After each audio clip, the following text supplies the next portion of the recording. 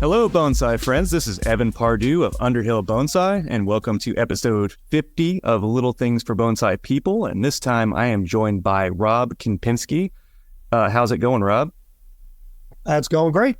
Awesome. Thanks for coming to hang out with us today on the show. We're going to be talking to Rob. Well, it's just me today, but I'll be talking to Rob about his career in bonsai and his travels and his book that he wrote and all the other fun things that he does with his for this time in bonsai. But before we get there, I do need to mention that the podcast is sponsored by our amazing patrons over at patreon.com/little things for bonsai people.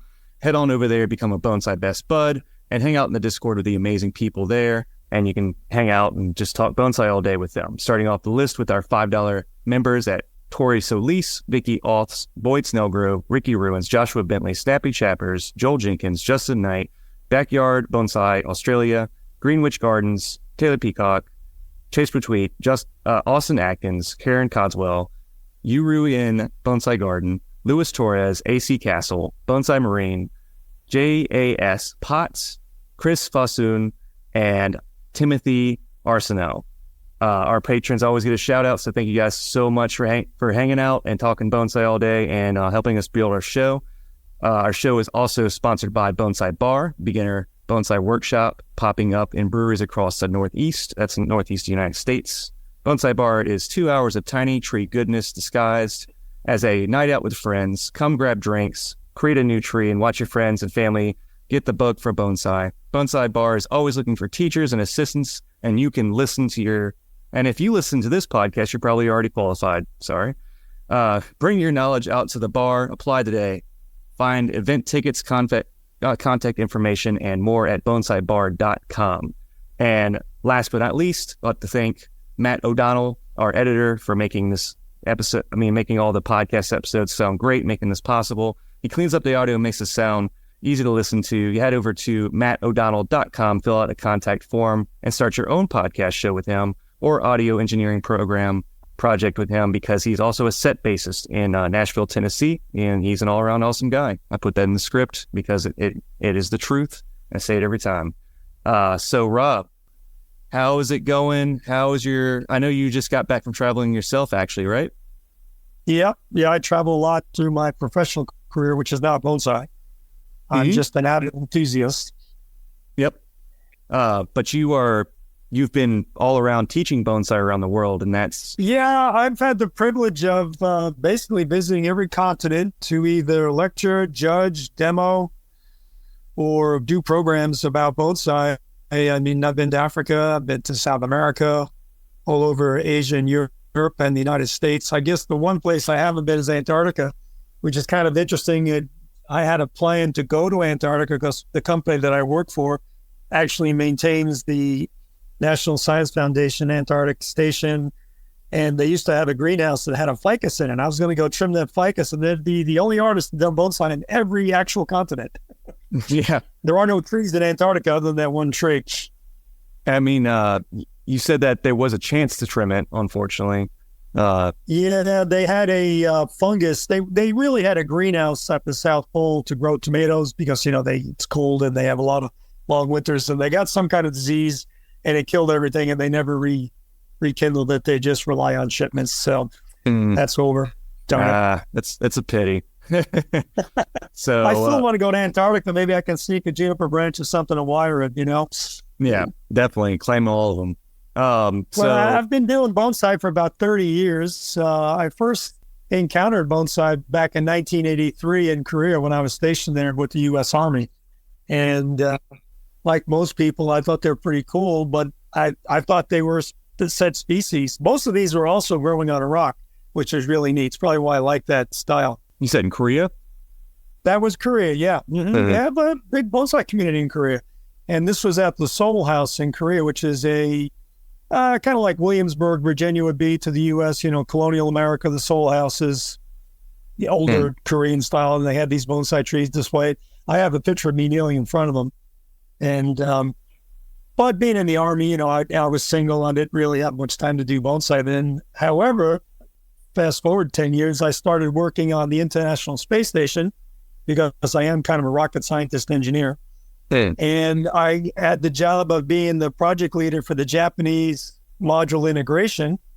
And to do that, I started getting immersed in Japanese culture, including learning the language. And I said, maybe I'll put a little Japanese garden in my backyard. And I went to the library and got a book out. It was by a gentleman over in England. I'm having a brain fade, Peter Chan, his book. And, I started, and they said, this is about bonsai. These are pretty neat. And then I moved to Houston to work at Johnson Space Center back in 93. And I just pulled an acorn out of the ground to transplant in the back of my yard. And I started thinking, wait a minute, that's a tree in a pot. That's a bonsai. And believe it or not, I still have that acorn, and it just turned 30 years old. Always been in a bonsai pot. It's a live oak tree, and it actually looks, it's not a great bonsai, but I mean, not many people can say they have their very first bonsai, I don't have number 2, 3, 4, 5, but I still have number 1. Yeah, having grown a tree from seed, that is something that me and Laurent actually talked about a lot. It's something that he really enforced. If you can grow a tree from a seed with that amount of patience and then develop it for bonsai, that really is the heart of bonsai. Because it doesn't take from nature. I've done it a lot. Yeah. And you've mentioned that quite a few of your listeners are young. And so I'm not that young anymore. I'm in my high 60s.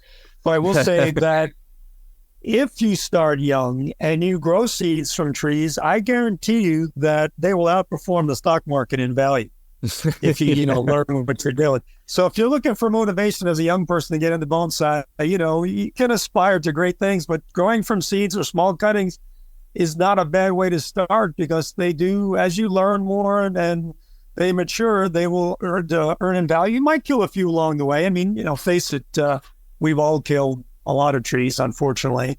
And but there's an art form, and I think through some of the activities that are happening in the United States, if you look at the prices, I mean, you were up at the National with this, last month. Some of the prices on those trees would have been unheard of in the United States 10 years ago. Many, many trees selling for big money. In fact, my tree, one of my trees at the exhibition, didn't go home with me. I sold it to a collection, to one of the best gardens in the United States. It was quite an honor that they bought it. They paid a pretty good price. Yeah. That was your Australian pine, right? There was the Australian pine raft. Yeah, I dug that out of the woods, 13 years ago. And again, I guess I should preface by saying, although I've had the opportunity to go around the world, I do live in Florida. And because I live in Florida, a lot of what you see written, at least the older books and stuff about bonsai, don't really apply to Florida.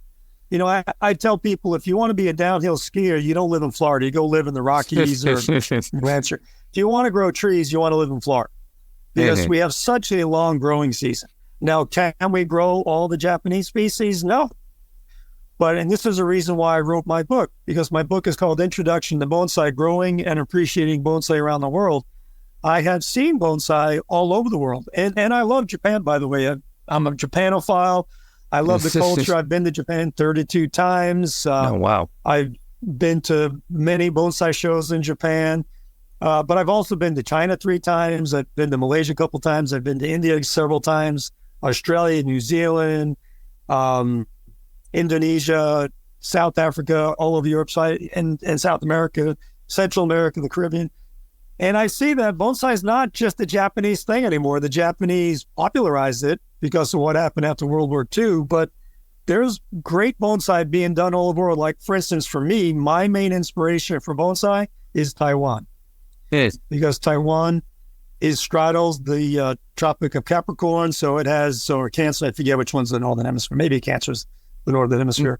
Sounds right. And because Taiwan has high mountains, they have a wide variety of agricultural zones. They can go from temperate down to the tropical. And that's kind of what we have in Florida. From Jacksonville to Miami, you go from temperate down to tropical. So I contacted all my friends around the world and said, hey, send me pictures of some of your trees. And so my book features trees from all over the world. And when I talk about the various stuff in the book, I address the fact that it really depends on where you live. If you look at a lot of these books, people assume you're working on a Japanese tree in New York or Central California or whatever, but a lot of us don't have that. We have people in Alaska that do bonsai. We have Florida. We got South Texas. So there is a lot of variety depending on the species. Yeah. Yeah, I mean, you covered a lot of bases there as far as where you're at and stuff. But hey, so your book, as far as that goes, I mean, I have a copy in front of me right here. How long ago was this written? Oh, it was written a while ago. What happened was I wrote a book it initially was called Emotional Trees. And it kind of reflects my aesthetic to bonsai. Laurent and I, let's put it that way, your visitor have a lot in common. And the bottom line, it boils down to, as an engineer, I always have a design goal. And when I make a bonsai tree, I have a design goal in mind. And I encourage everybody, no matter what age, when you're doing a bonsai tree, have a design goal. You know, the most common design goal in bonsai is making an old tree. But that's not the only one. Look at Laurent. He wants to design trees that grow on a foreign planet. I designed a tree that looked like a kraken, the sea monster. And, you know, a lot of people around the world talk to me about that tree by its name. Same thing about my tree called the dragon's tail, black pineapple.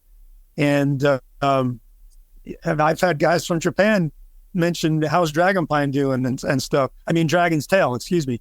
And so having the design goal is critical. And I wrote this book, Emotional Trees, that talks about how emotion should play into the art. And if you just spent a week with Laurent, you probably got a lot of that. Oh, yeah. I said to do a bunch of publishers. They all rejected it. They said, it's kind of interesting, but nobody's going to want to read this. So, all right, that's fine. I have the book on my hard drive. Then about 6 months later, a publisher approached me and said, hey, I know we didn't accept your other book, but we had one of our authors back out, and would you write an introductory book to bonsai? So I said, yeah. And they gave me 3 months. They didn't give me a lot of time. Oh, wow. And I did. I cranked it out and sent it to them. They published it. I never really liked the format they use. They basically look like they just use Microsoft Word and laid it out that way. And when I wrote the book, I envisioned a much more elaborate book type of style. And so when their rights expired after 5 years, there's a little bit more to it, but I don't want to get into that. I got the rights back and I made my second edition, which now you can get on Amazon. You know, if you order it on Amazon, they'll print you one copy. It's absolutely amazing. Yes. And it's all color, and the design is kind of reflecting my the way I vision the book. And it starts off with pictures, in my opinion, of amazing trees from around the world. As I say, if you really want to understand bonsai, you have to understand that it's not a Home Depot, ficus on rocks. It can be a high-level art form, and this is what a high-level art form looks like. Better to go see them in person, but that's not always convenient. So here's a bunch of pictures. And then from then on, I just, and do a lot of different stuff. And people tell me it's not really an introductory book because I get into a lot of different topics, but it is a good intro, I think, for people. And I still have that other book. And when I retire next year, I plan to publish that other book. I'm going to call it Spark. I'm not going to call it Emotional Trees. And subtitle is The Impetus of Design. Because frankly, my whole bonsai mantra revolves around, what are you designing? Are you designing an old looking pine tree? Are you designing an ancient ficus forest? Are you designing a sea monster? Are you designing, an alien life form? I actually have an alien. If you look at the very back of my book, there's a ficus tree with the moon in the background. I mean, I was designing alien stuff way before I met Laurent. So that's why I said he and I are kindred spirits. And that's why the book came about. It's been a pretty good seller, and it's still out there. I don't market it or whatever. It's just available. And second edition have done pretty well. As far as styles and stuff go, I know that's something that comes up a lot because we both, I on the previous episode that just came out, that's going to be last week from now, I talk about my experiences with Laurent and styles and how we think about bonsai and how about we approach design. Because what I've gathered from him is the explosion of the cosmos, and then it comes back in and again because you're not trimming and you're kind of doing this thing back and forth. So for his style with Cosmic, you can kind of see it cross over. You had showed a tree not too long ago on Facebook where you were like, this is where I started with Cosmic and now I'm refining it.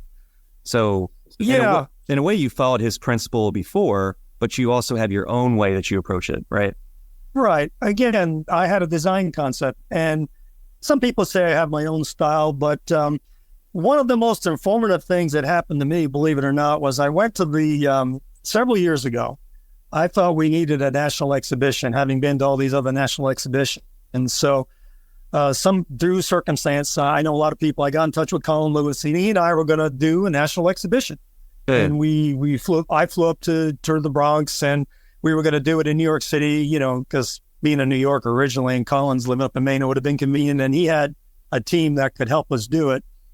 And then Colin said, why don't we all go to the Ginkgo and see how they do it, to get an idea. I said, that sounds good. So Colin sponsored a trip, and Bill Valvanis and Suthan and I went with Colin to the Ginkgo. And while we were over there, turns out Nick Lenz was also over there. And, Nick Lenz is known for using a lot of artifacts. And, I never met Nick before, so I went around with him, and he was critiquing the trees, and he was pretty brutal. And his main thing was helmet on a stick. This is a imported Shimpaku juniper, probably cost $50,000. Oh, a nice helmet on a stick. Next, Chinese, Japanese helmet on a stick. And you know what I mean by that? It's a full canopy. May or may not have an interesting trunk. And then when Nick went home, he wrote a blog post. They didn't call it blogs in those days, but he had like his own little webpage where he did a review of the show, and he never mentioned the trees in his review. And I, was thinking about that, saying, in a lot of ways, bonsai has evolved to a craft. Left, right, back, branch, and do this, that, and stuff starts to look the same. I took a friend of mine who was fairly new to bonsai years ago to the Kokufuten, the winter show in Ueno Park. And we separated, because we're going to do our own thing. We have different ways and so let's get together. So that evening we got together, and she says to me, if I see another Shimpaku juniper, I'm going to puke. Yes. And so individually, every one of those trees were world-class. They're fantastic trees. The collective whole, though, became monotonous. And so those two factors had a big influence on me, saying, do you really just want to practice craft, or do you want to do art? And the way you do art is you need to try to make an emotional connection. You want your design to impact the viewers, and you can do that by making an old-looking tree. And if it stands on its own, if you take one of those junipers and put it by itself and put it like in the Imperial Palace opening hallway, which, by the way, I've been inside the Imperial Palace and seen their collection, it's very impressive, But you take a cosmic bonsai tree, or you take my what I call Viper Strike, my Premna, that it's only 3 feet tall, but the trunk is actually 12 feet long, so it curls back on itself quite a bit. It's conveying a different type of emotion. I had my tree called the Kraken, which I don't have anymore because a guy came to my collection, really wasn't a bonsai collector. He just was so impressed by it, bought it, made me an offer I couldn't refuse, And so take a design. That's kind of the number one thing I tell all people that are willing to listen is you need to have a design goal. Even if you're a beginner, what are you trying to do with your design goal? Is it simply keep a tree alive because you're new? Okay, that's your design goal. That's fine. But if you want to make a tree that look like an alien clinging to the face of, the human, or if you want to emphasize the flowers of an azalea or a bougainvillea, then, your design goal is going to be different than if you want to make a replica of a Japanese juniper. So, and then that kind of leads also into the display concept. And some people don't agree with me, but I feel like display is a totally different art form than bonsai. Yeah. And in my opinion, display is more akin to home decorating, or actually more specifically, since I grew up in New York City, window display. You know what I'm talking about? Like if you were to walk down Fifth Avenue and look in Saks and then look in Macy's, over the seasons, there's a whole science and an art to displaying product in windows of these department stores. You can see it in some malls too, if the malls are higher end. And so what is your design concept for your display?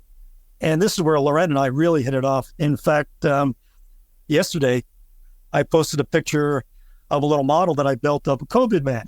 It looks like a COVID virus on top of the Incredible Hulk's body. And Laurent loves it. He wanted one. I told him I would make him one, and send him another one. Because Laurent, it being an artiste, wants to portray the human condition through his displays. So he's not displaying just the tree. He's displaying the emotional connection. And to me, that means art has attained an art form. We're not just trying to replicate the scroll and it's done elegantly, and there's shibui and all that stuff. I like the Japanese stuff. I do Japanese displays, but I like to go way beyond that. And so not only do I design trees that have a specific goal in mind, but I'm also designing displays that are totally different. I'll give you an example. If you go look at my Mahogany Row Studio blog, you'll see some pictures, but I went to the Winter Silhouette Show a few years ago, and I made a display of what I called a post-apocalyptic Chinese wax factory. I took all the trees out of their pots. I did not display the trees in pots. I made, quote, scenery just for the display. And after the display was over, I took the scenery apart. I actually threw the backdrop away because I didn't feel like bringing it home to Florida. And I heard one person criticize, oh, you're supposed to be elegant. No, I mean, have you ever been in the theater? The scenery is typically makeshift or whatever. You're just trying to get an emotion across. And that's what I did. At the end of that show, when I was taking it down, there was a note underneath the stand that I made. And it was unsigned. It was I think, from a female based on the way it was written and the handwriting. But it was basically thanking me for the awesome emotional connection she had made to that.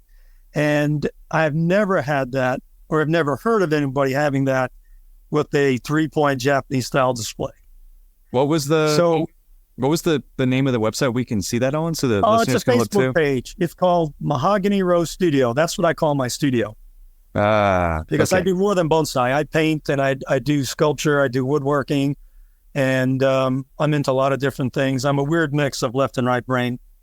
Oh, shit. I don't mind doing a differential equation or making a painting. I can do either one. Mahogany Design Studio. Let me see. Mahogany Row Studio. R-O-W. R-O-W. Mahogany Row. Yeah, it's a Facebook page. Yep. I'm gonna go look it up so I can see, because I'm interested. Mahog. I had that. Yeah, like I told you, my computer's in the shop, so I can't go along with you right now. Yeah. Rose Studio, Mahogany Row. Here we go. And you said that should be a recent post on there. Okay, here we go. I think I'm using the backdrop picture of that display, but it won't be recent. It'll be maybe last year or 2 years ago. But I would recommend exploring it because I do put some unusual stuff on the page, and I'm not terribly active. I used to have a blog, and it was unbelievable how much notoriety you get from a blog, but the maintenance of this software was so awkward. And it crashed at one point, and it was just too much work to recover everything. So I stopped doing the blog, and I switched over to a Facebook page. But again, for young people that are thinking about, do I want to get into bonsai and what's the advantage? Again, I mentioned there's a financial advantage. I also find that trees are quite an antidote to the everyday stress of life, that they have their own language.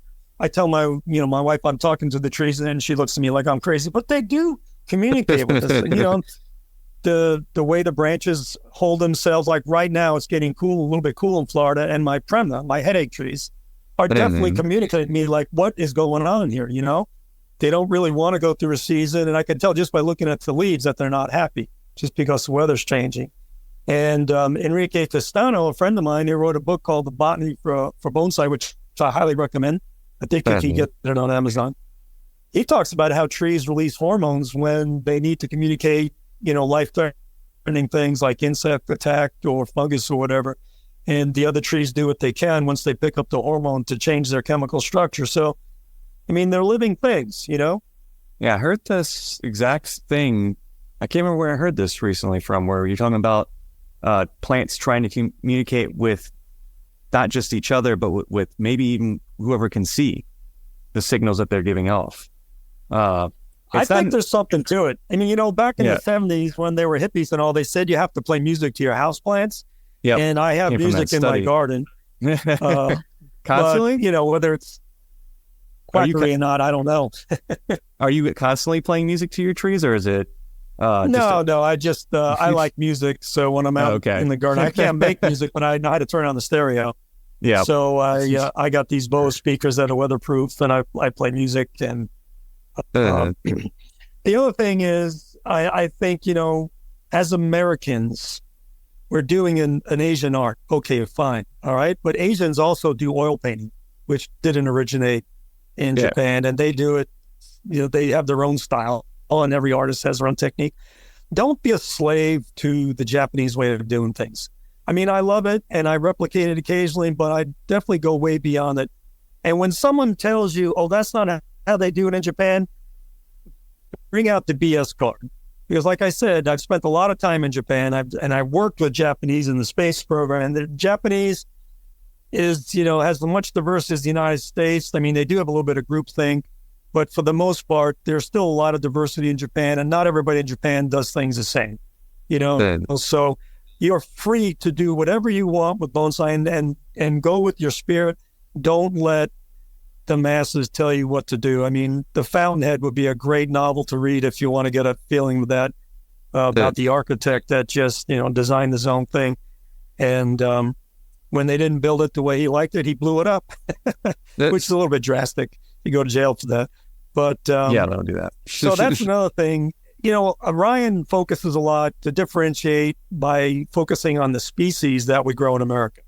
So he's lucky that out west they have a lot of native conifers and some nice coastal oak. And I wish somebody would do gamble oak as a bonsai. I don't know if you're familiar with that oak tree.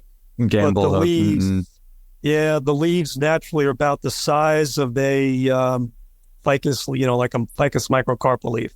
Yeah. Fully mature oak leaf that's only maybe 3/4 of an inch. But I understand they're parasitic and they have to grow with something else, so they're kind of tough. But I think the American expression of art is beyond just the species. That it's that design concept. So, Laurent did the Joan of Arc thing. Yep, I've done space exploration. Awesome. I've done traveling. I've done the Kraken, which is, Western mythology. I've done a lot of different displays with non-Asian mindsets. And I have to say that I would say at least 40% of the viewers didn't like it. And those are the bonsai cognoscenti that supposedly know what a bonsai is, But if you show it to the general public, much better reception because they then perceive it more as an art. They don't perceive it as just a craft. That's an awkward conversation that me and Carmen, my show host, have about that. Is it good bonsai if the everyday man can appreciate it and not really even understand the techniques and understand how you got to that point? If it's not technically sound bonsai, is it still good bonsai? So, and I like to think that yes, that anybody's tree is their tree. I mean, what you're saying, like with art, this is an art, and second, it could be a craft. And I mean, there has to be the craft side of it, keeping the trees alive, keeping them healthy. That's the most important part, honestly, of the whole thing. And that's something me and Laurent talked about a lot. It was if you keep the tree happy and alive, and like you said, if your goal was to keep it healthy and happy, then good, you did it. But now we can start thinking about other things. So does the general public matter, or does your bonsai peers matter? Well, as far as, in my opinion, again, calling back to Reardon and Fountainhead, all that really matters is what you want. Yeah. I'll give you an example. I built a massive, it was like 4 feet by 2 feet deep by 3 feet high shadow box. What's not alter perspective? I forget what they call it. Yeah, forced perspective. Thank you. Forced perspective diorama to display an elm tree. And when I built it, I put the Brooklyn Bridge in the background and I put the tree in front of a factory, the Squibb factory. My mom had told me that during World War II, she was a young girl, teenager. She worked at the Squibb factory in Brooklyn making first aid packs for the soldiers, fighting the war. And she could see the Brooklyn Bridge from her little work desk. And that was my inspiration for that diorama. I was trying to replicate what my mom had described to me because it was, it had a real hard emotional connection. Everybody that saw the display thought of the novel A Tree Grows in Brooklyn because of the Brooklyn. I was not thinking about that at all, but you know what? That's okay. You hit a fun point. It was a personal design to me. I got tremendous satisfaction. I showed it 3 or 4 times, and then I took it apart. I still have the tree, by the way. It's one of my favorite bonsai trees. It's just a simple little Chinese elm. And again, I did it for my self-satisfaction, but a lot of other people got satisfaction from it, which is okay. And some people didn't like it. They said, that's not bonsai. And I said, fine. To me, it's an artistic representation of the art. So really, you got to please yourself first and don't really worry about what the public says. However, let's look at what's in museums. We can't really look at bonsai because it hasn't been around long enough and the trees change, but let's just take something that most people are familiar with, and that's paintings. So if you go to the Louvre and you look at, the very beginning of paintings when they didn't really understand perspective, the paintings they did for the religion and stuff, they're almost crude. You would think, oh, that's done by a eighth grader, but that is now in a museum. Okay. Then you look at Michelangelo, you look at Titian, one of my favorite artists, you look at Caravaggio, and they're now photorealism, but that's before they had cameras. Cameras come out, and you get the Impressionists. What are in museum and commanding big prices now? The people that bucked the trend and did Impressionism, and then it went even further.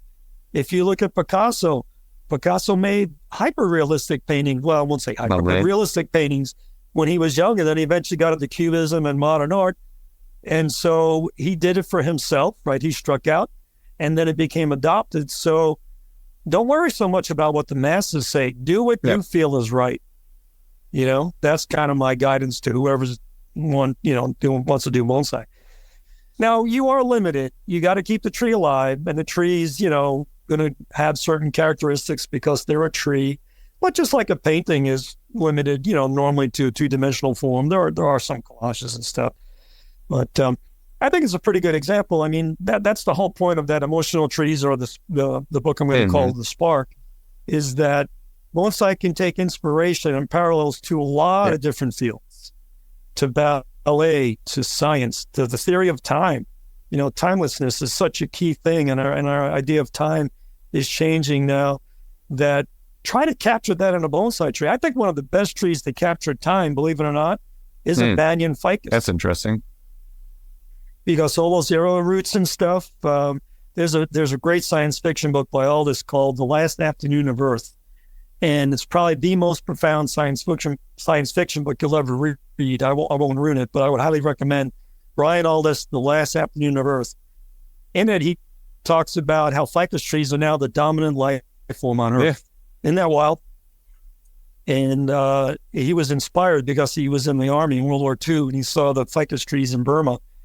And then he went and wrote this science fiction story, which is, like I say, it's profound. It goes way beyond 2001 or whatever. I would highly recommend that book. And so I think, that's how you can capture timelessness as a display. But you can do more with banyan. For instance, I had a ficus microcarpa that I took all the arrow roots of it, and using straws, I angle them in to increase the taper of the tree, but also to kind of make it look like a flying buttress. So again, my inspiration for that tree was the flying buttress, Notre Dame Cathedral. So when I displayed that tree, I put it on a typical stand, but then I had a gargoyle next to it, and then I took an iPad and made a slideshow just showing different shots of the flying buttresses and gargoyles from Notre Dame, and that was my display. Is it traditional? No. But, I conveyed a point. Some people got it, some people didn't, but that's okay. It was very satisfying to myself. Yeah. And so you name a lot of your trees too, and that's because you're looking at them as more as representation, more of like how you name a painting. So exactly. One of my favorite. Very few works of art are called tree number 2, painting number 2. There are some artists that do that. But for the most part, you say the Mona Lisa, you don't say the Italian woman in front of a villa, or you say the Night Watch, and so if you're making art, you can help convey some of your emotional construct with the name. So I had the Flying Buttress, I had the Kraken, I got Night at the Revival.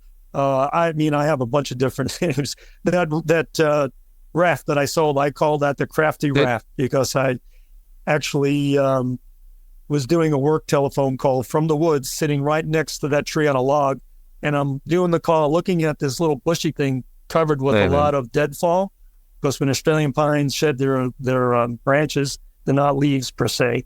It's a weird tree, has photosynthetic bark. They make a big mess. I said, there might be something underneath there. And after my call was adjourned, I went and moved all the deadfall, and sure enough, there was the beginnings of that raft. So again, the names, and it's kind of fun when people refer to my trees by their name. Like one of the ones I like is the name for spice worm.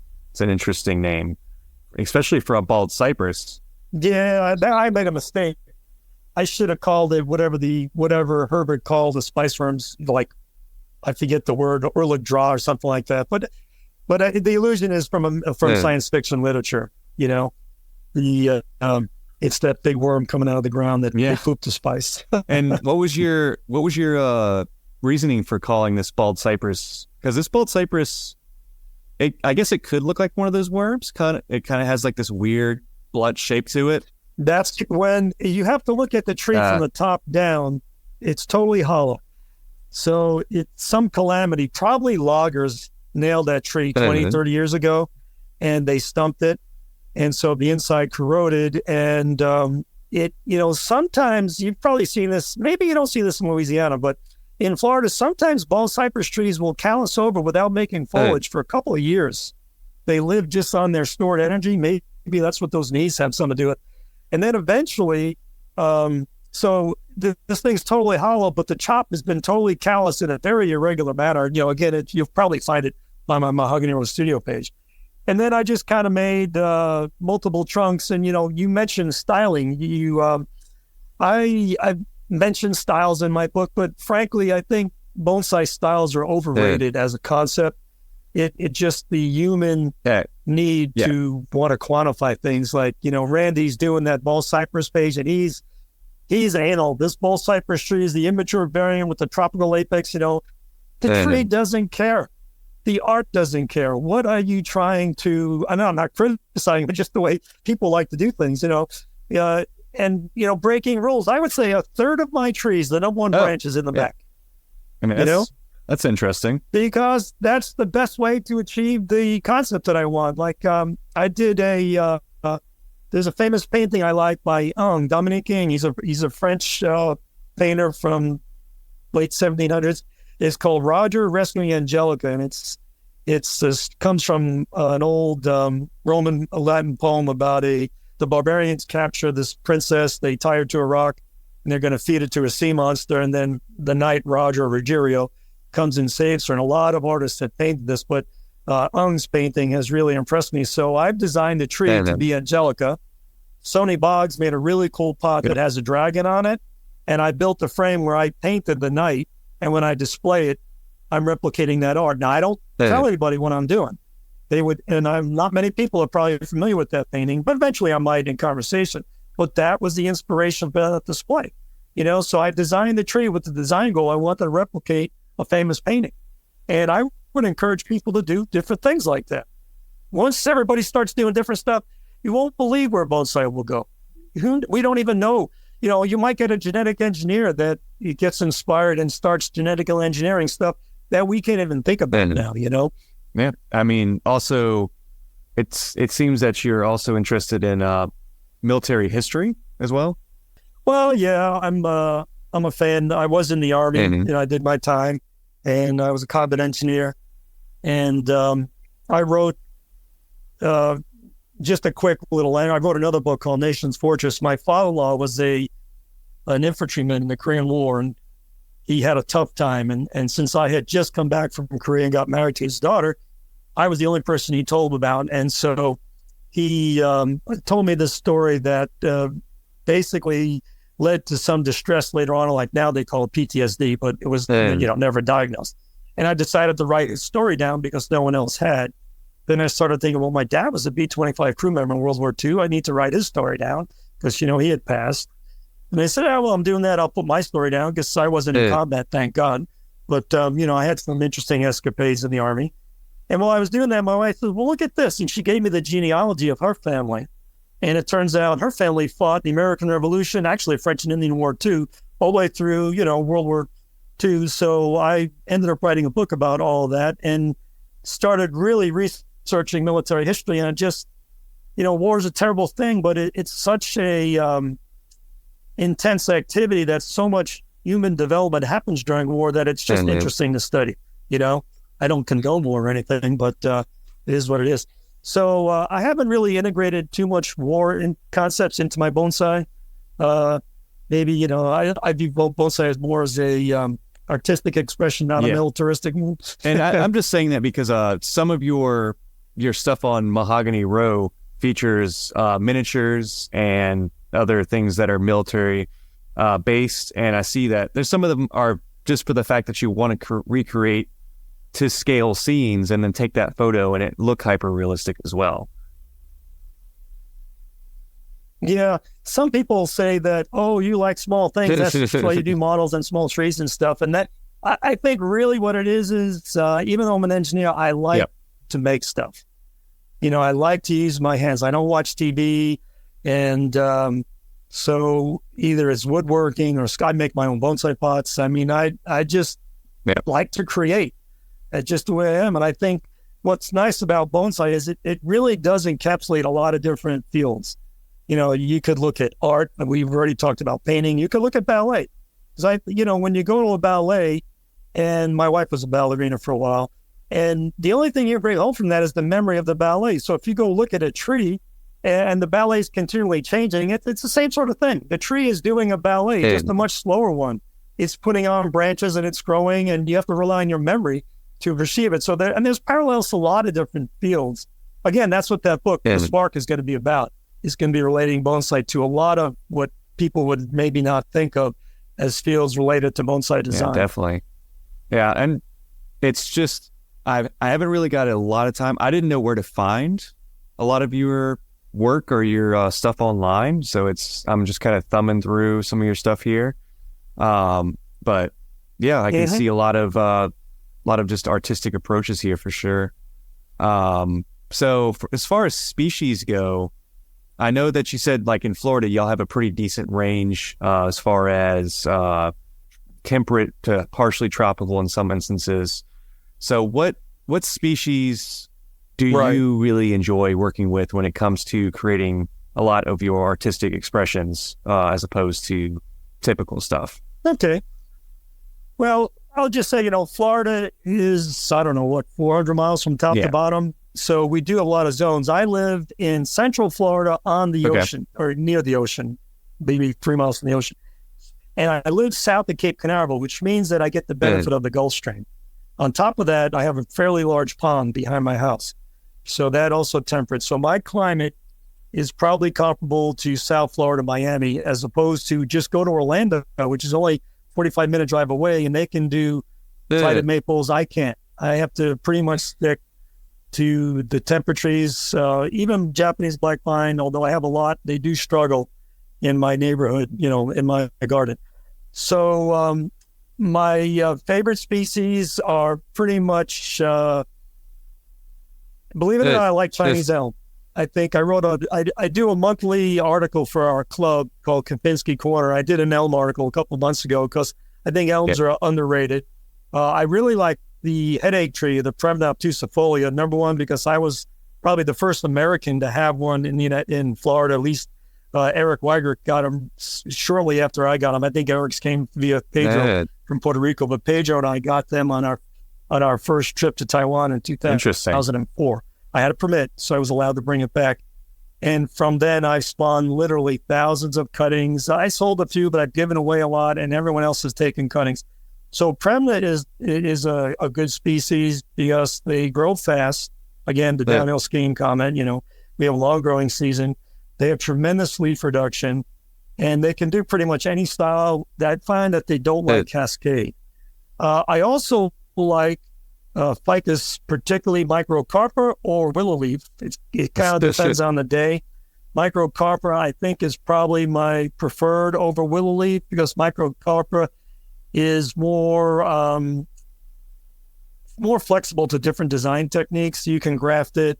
The willow leaf is, no one really knows where willow leaf came from. I've helped Enrique, again, that same Mexican guy that I mentioned. He's a PhD genetic engineer, biologist, and he's examined the DNA of the willow leaf and the Ficus 89 and concluded it's the same tree and it's the same species DNA as Ficus pertusa, but the willow leaf is a mutant, and he can't get it pertusa to mutate, so he can't prove it. Anyway, and then, of course, buntwood. I like buntwood, and I also like Japanese black pine. and Portocarpus. Those are probably my top species to work with. Hey, it's funny you say the stuff about the ficus, the willow leaf ficus. It's like a mutation that nobody can prove. It was the 89 is what they say. Well, yeah, Ficus 89 was that Joe Samuels was the first guy that discovered the willow leaf fig. Got a regular nursery down in South Florida. And he took cuttings, and all of our ficus trees come from Joe Samuels. Just like most of people's premna trees, they're all of the United States, come from me. Eric, has some too, but it's the same genetic variety that I had because Pedro got it for me on the same trip. We were in Taiwan when we brought it back. The 89. There was a big frost, and a lot of Jim Smith's willow leaves died to the trunk, some to the roots, and several of them came back with the bigger leaves. The morphology of the tree changed as a result of the cold, which is really bizarre. It's not supposed to happen. And so about 10 years ago, I sent Enrique what we call willow leaf and the Ficus 89, and he had the capability to test the DNA and said the DNA is the same. So whatever the mutation was not visible in the DNA, whatever that means. I'm not, I'm not a genetic engineer. It's just a weird thing to hear. And he did get, believe it or not, he got the willow leaf to become the 89. He did get it to revert. What he can't get is to produce it to become the willow leaf. And he said he can't really publish a paper until he makes that connection. I don't know how much he's working on it. But I'll see him. I'm going to Dominican Republic. I'm going to do a bonsai program in March, and I'll see him there. So we'll probably chat about that. He's a good friend of mine. It's very interesting to talk to a lot of Florida people because y'all's bonsai world is radically different than most of the other Gulf Coast states, too. It's like y'all have recently brought in a lot of more, more interesting species. Like I remember talking with Mike, and sea hibiscus is very new. I should have mentioned sea hibiscus. I like sea hibiscus too. I only have a couple because they I have so many trees, but they have the best, most beautiful leaf of any tree. It looks just like a heart. And if you've ever read Robert Stevens' first book, do you know which one I'm talking about, which has the silver leaf on the cover? That's a sea hibiscus leaf. It's not a real one. It's, a silver replica of one. Those books are pretty hard to come by now. But I think I have one of my trees in his book, actually. I don't have that tree anymore. I sold it. But the sea hibiscus is nice because it's very, very fast growing. It probably makes the fastest quantity of roots of any tree I've ever seen. They fill the whole pot up, But don't, if you're ready to make a bonsai, don't cut the roots off. Let it be pot bound because the pot bound will help get the leaf structure smaller. That and constant defoliation. Or you can do what Mike does. Mike got hold of the small leaf variety from Taiwan. I think I have a cutting somewhere in my yard. I haven't messed around with grafting it yet. I've done a lot of grafting on pines and on ficus. I've been trying to do some citrus grafting, trying to get some Hong Kong kumquat on some non-producing really cool trunks, but I haven't had much luck with those yet. Yeah. But again, that's the neat thing about bonsai. You got to know botany. You got to know geography. You got to know chemistry about the watering. And I've recently got saltwater intrusion in my well, which I understand is becoming a problem in New Orleans too. But I have a little micro channel probably that's going from my well to the ocean, which is bad. I've lost quite a few expensive trees before I figured out what the problem was. But you just, you go into so many different areas of bonsai. It's kind of neat in that regard that you can take it any different direction you want.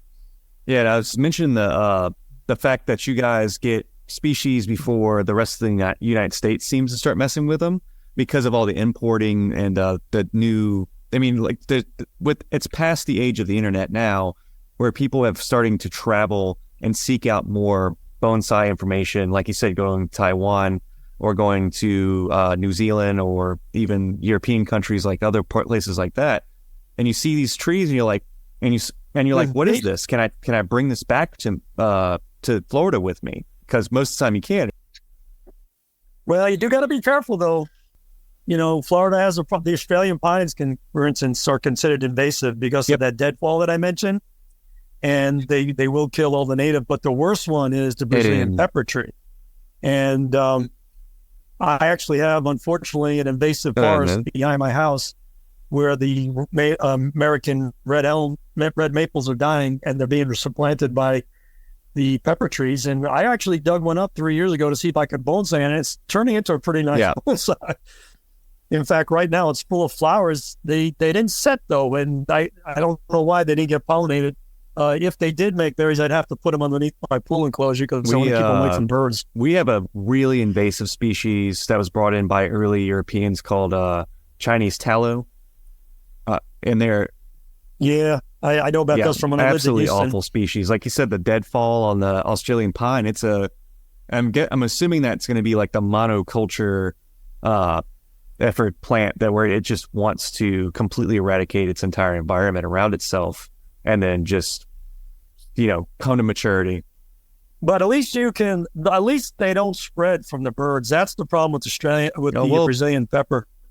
The birds eat the seeds, and scientists predict that in 200 years, Florida is just going to be one big Brazilian pepper forest. Sucks. Unless they can figure out a way around it. So I don't know. I mean, the love bugs were an introduction. A lot of times we do stuff. So if you're going to bring stuff back from a foreign country, number one, make sure you got a permit. I have a USDA permit and follow the rules. And try to keep it. Yeah, there was an incident where somebody brought something in. They found the longhorn beetle in Seattle. And they destroyed every tree within a mile radius or something of that, which included a bonsai nursery. This is going back about 15, 16 years. I mean, as people's interests continue to grow in different cultures and different places that they go, that's how bonsai is. We want to experiment. I mean, find new species. These are great new discoveries that we're making, but there has to be a lot of precaution taken. And I know there's a couple of states that just won't, within the United States, just won't allow, certain plants just traveling through. And there's zero tolerance. Yeah, like Florida won't allow citrus. We have agricultural inspection stations along the highway.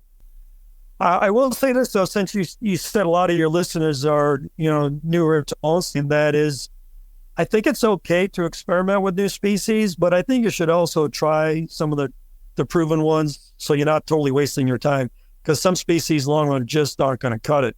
And I also would like to say, I did a Kempinski Corner article about this a few months ago, is that don't start with a little stick in a pot if you can. It's okay to start some from seeds if you have the space and the time and the money, because it is going to cost. But, if you want to carve a nice statue, you're going to need a pretty good stone to start with. And so if you can afford it, once you've got some confidence down about keeping trees alive, look for the most interesting material you can get. It's one of the reasons why I don't do a lot of junipers, because I've seen what junipers in Japan look like, what they look like in Taiwan. We don't really have that kind of raw material available to me. They have it in the deserts. I mean, I've gone, all over the deserts of the U.S. There's amazing junipers, and the guys out west are taking advantage of it. But we don't have that in Florida, so I don't have zone envy. I just enjoy what other people have. I don't covet what they have. I just like enjoying it. We have plenty of other species that we can use, both cypress trees. You can sort of collect bunwoods. I mean, that bunwoods gets into the dirty secret of Florida. Most bunwoods that people have basically been stolen from the government. You're not supposed to collect bunwoods. So you can get some that are legally collected, because when the Corps of Engineers put in all these irrigation ditches 120 years ago, bugs have grown in there, and now they're being torn down to make condos. Those will be legitimate. But the ones taken from the Everglades and from, that's sad. We had bonsai artists actually got written up in the book, The Orchid Thief, where there was a book about stealing orchids. Yeah, I don't know if you read that book. They made a movie about it, but the movie was really bizarre. The movie was... I saw the movie. Yeah, it wasn't really about the orchid thief. It was about writing. I don't remember exactly, but I remember the movie didn't follow the book. But in that book, this says, and in the great cypress preserve, the cypress trees are disappearing because of illegal bonsai harvest. So I know exactly who they're talking about. Yeah. They did that. They raped that area. Because in very South Florida, the both cypress trees are naturally stunted. don't grow like the ones you have in I've seen Louisiana. a few of those. So they're limited and preserved. So, but yeah, I was about to say that this seems like a good point to kind of wind it down and kind of call it a day on this one. So yeah, I just wanted to say a few quick things with you. I know that we talked about your Mahogany Row site on Facebook. People can go see your work there. They also can pick up your book, Introduction to Bonsai by Robert Kempinski. That's Kempinski. For listeners who are just on the fly listening to this, you can also refer to the title of this episode. Will your new books, Spark, be coming out soon? Probably next year sometime. Okay. Like I said, I have it written. I just would have to. The tricky part is getting the permission to use all the photographs that I need to use in it. If I'm going to use like the Statue of David or something, I don't plan on that one, but I would need the permission. Yep. So I'm working on that, and I also need to retire. So when that happens, I'll have more free time.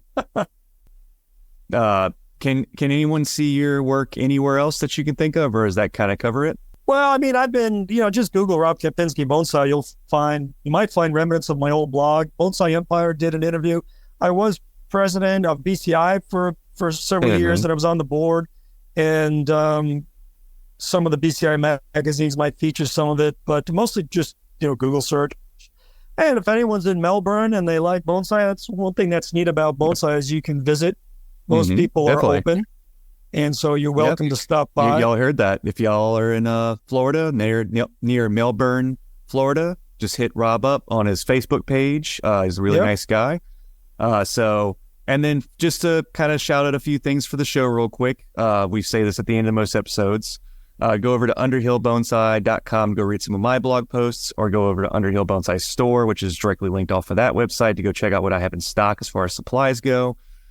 For Mike Lane, go over to kitsunebonsai.com, go see his seasonal offerings, and he's also in Florida. So if anyone makes a bonsai road trip down to go see Weigert's, maybe hit up Mike as well, hit up Mr. Rob here. He said he's welcoming. So there could be a lot of fun to be had there. For Carmen, you go over to Becoming Bonsai on Instagram and check out her bonsai things and stuff that she's doing with Michael Hagedorn over in Portland during her apprenticeship. So, yeah. And, one more thing to put out there. I only have a few shirts left in certain sizes, but if you go over to underhillbonsaistore.com and go to Little Things for Bonsai People, we have our own little tab on there. I have these shirts printed. I've mentioned them several times in the past, but I'm only going to run certain designs on certain color shirts, and then I'm going to switch it up and then get new designs or switch the colors. So it's kind of a limited offering on these shirts. So like I said, head over to underhillbonsaistore.com, Little Things tab on the top there, and you can see what we got left. We don't have much.